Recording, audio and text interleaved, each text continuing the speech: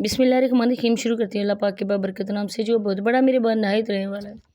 अस्सलाम वालेकुम, कैसे हैं आप? उम्मीद करती हूँ खैरियत से होंगे। मेरी दुआ है कि आप जहाँ भी रहें खुश रहें, बात रहें, हंसते मुस्कुराते रहें, कोई गम आपके पास ना आए। आमीन सुम्मा आमीन। और देखें कि हम रिएक्शन वाले 3-4 दिन से मुसलसल इन पे वीडियोज़ बना रहे हैं।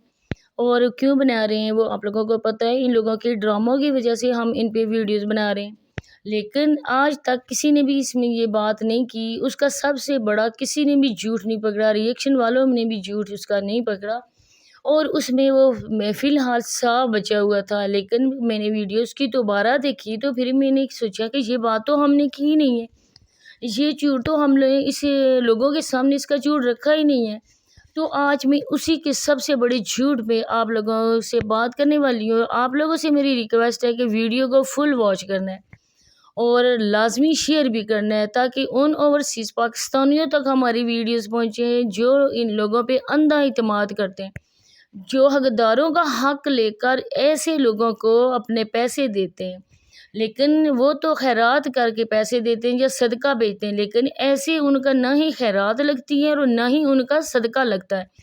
क्योंकि सदका उन लोगों को दें जो हकदार हैं, इन जैसे लोगों को ना दें जो 2 हाथ 2 बाजू रखते हैं, अच्छी खासी इनकी आमदन है। और फिर जब ये रो रहा था, गिड़गिड़ा रहा था, ये ऐसे तस्वे बहा रहा था, ऐसी औरतों उसको भी इसने पीछे छोड़ दिया। फिर इसने अपनी बीवी को मारा उस ड्रामे में रंग भरने के लिए कि लोग समझेंगे कि ये सच पे बात कर रहा है, सच में मबनी इनकी वीडियोज़ होती हैं। उसने जूते मारे, उसको मारा, फिर आगे से अपनी बीवी को कह रहा था मुझे भी मारो, कि लोग समझें, सच जानें, कि लोग बोलें कि ये बेचारा उम्रा करके आया है, इसका उधर भी खर्चा हुआ है, शॉपिंग भी काफ़ी ज़्यादा की है, और इसके बाद घर में भी आगे इसका खर्चा हो रहा है, और उसका गोल्ड भी चला गया। जब लोग देखेंगे, जब लोग हम लोगों को सामने मज़लूम बनेंगे, तो लोगों के दिल में दर्द होगा। लोग समझेंगे हाँ ये बेचारा इतना ज़्यादा इसका नुकसान हो गया अहमदुद्दीन डोल बजाने वाले का।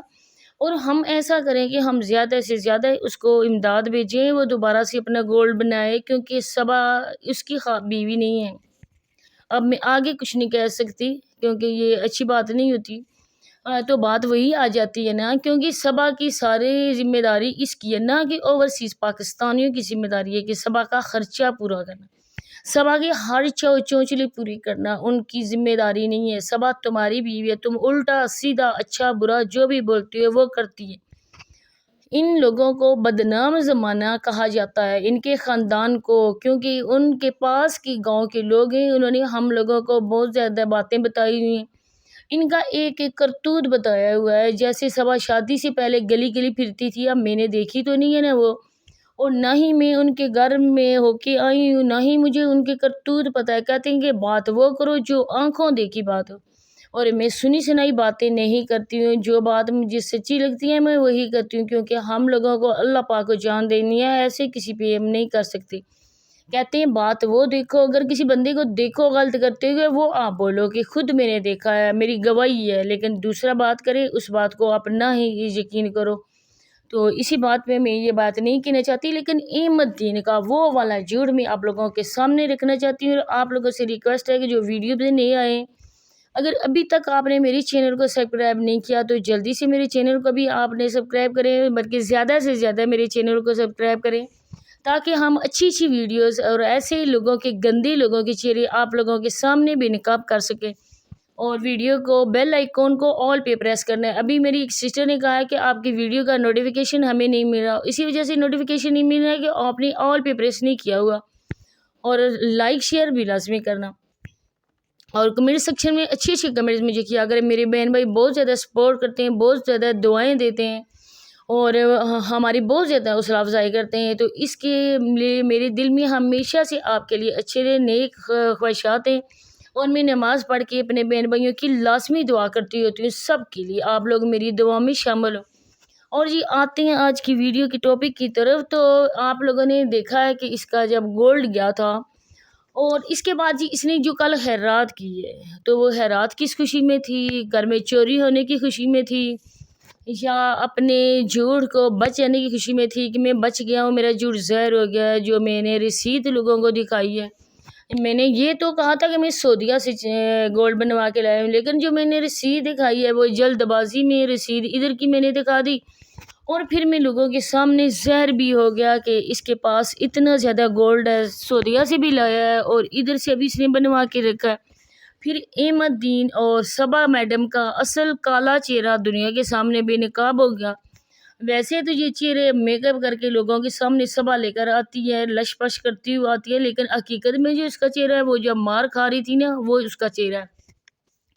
بالکل یہ لوگ بلوچ خود کو کہتے ہیں لیکن بلوچ نہیں ہے، بلوچ عزت دار ہوتے ہیں، بلوچ جو ہوتے ہیں نا وہ دوسروں کی عزت کرنے والے ہوتے ہیں۔